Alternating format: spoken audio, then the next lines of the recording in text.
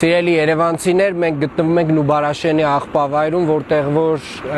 կրակի լեզվակների մարման աշխատանքները շարունակվում են։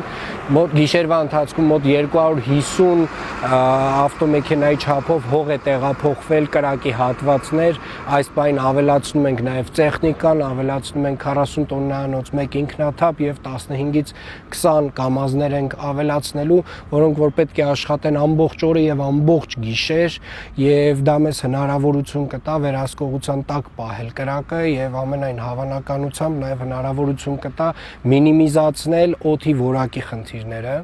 Այս պահի դրությամբ օդի որակը քաղաքում բարելավվել է,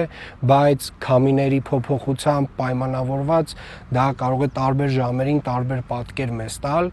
Հենց այս պահին ամենաինտենսիվ կերպով աշխատում է Երևանի քաղաքապետարանի աշխատակիցները, փրկարար ծառայությունը իրենց 5 մարտական հաշվարկներով։ Գիշերվա ընթացքում նաև պլանավորում ենք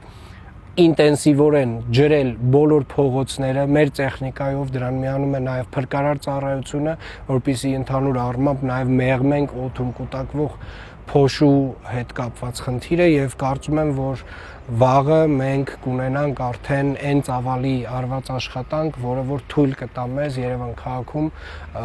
բավարար